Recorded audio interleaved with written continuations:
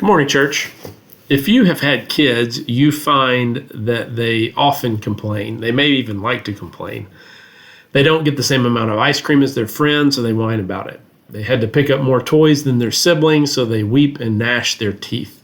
They don't get to stay up as late as their cousins, so they seek to file a formal complaint with the International Human Rights Commission. As parents, we look at this, we shake our head, and we think, you have no idea the troubles that await you in this life. Stop complaining about this minor detail. Sometimes you can reason with your kid. Other times you can discipline them into some level of understanding. And sometimes they have to learn the hard way. Now, I would like to say that we grow out of this tendency to complain about that which is relatively minor. But what I find is that mild to moderate hardship seems to produce the most grumbling in our lives. I'm not exactly sure why this is, but I speculate that the deepest troubles, the most serious hardships, force us to rely on the Lord. And when we rely on the Lord, that brings peace. But if it's a minor thing or a moderate thing, we rely on ourselves. And when we rely on ourselves or we rely on other men, we end up in even more conflict and more turmoil. There's a song by a group called the Avett Brothers called Smithsonian, where they kind of they sing about this idea of us complaining about things that are relatively minor. The first three lines of the song, verses of the song goes like this. Call the Smithsonian, I've made a discovery. Life ain't forever and lunch isn't free. Loved ones will break your heart with or without you. Turns out we don't get to know everything. Get the young scientist. Tell him come quick. I must be the first man that's ever seen this. There's lines on my face. My teeth are not white. My eyes do not work. And my legs don't move right. Call the Smithsonian. I've made a discovery. Life ain't forever and lunch isn't free. Loved ones will break your heart with or without you. Turns out we don't get to know everything. So this song is meant to point out that we have this tendency to think that our troubles are the greatest of all troubles. But we need a little perspective, and that will hopefully set our mind in the direction of Christ rather than our own self-pity. I want to read to you a passage from Thomas à Kempis's The Imitation of Christ. Then I want to read a passage from the book of James, and then close out with a verse from 1 Peter. In Book 3, Chapter 19 of The Imitation of Christ, we read this. What are you saying, my child?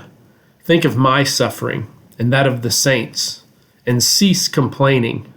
You have not yet resisted to the shedding of blood. What you suffer is very little compared with the great things they suffered, who were so strongly tempted, so severely troubled, so tried and tormented in many ways.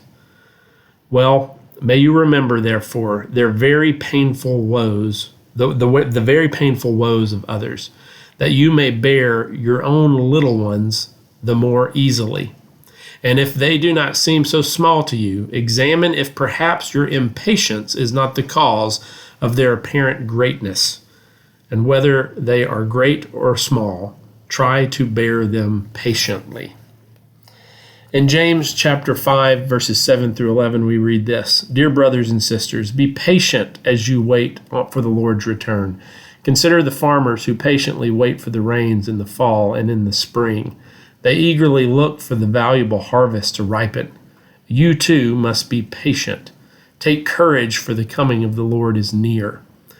Don't grumble about each other, brothers and sisters, or you will be judged. For look, the judge is standing at the door. For examples of patience and suffering, dear brothers and sisters, look at the prophets who spoke in the name of the Lord. We give great honor to those who endure great suffering. For instance, you know about Job, a man of great endurance. You can see how the Lord was kind to him at the end, for the Lord is full of tenderness and mercy.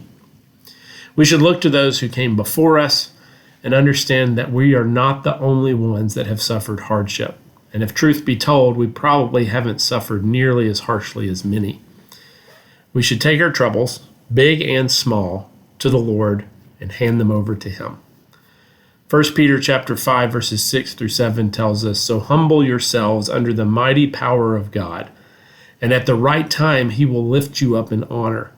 Give all of your worries and cares to God, for he cares about you." Psalm 90 is a psalm of Moses, and in the 10th verse, he says, 70 years are given to us. Some even live to 80. But even the best years are filled with pain and trouble. They soon disappear and we fly away. I pray that we remember the hardship of others when we're tempted to complain. I pray that our hardships, both big and small, are handed over to the Lord. And I pray that we rest in the peace of God. I'll be praying for you. Please pray for me. And Lord willing, I'll see you next week.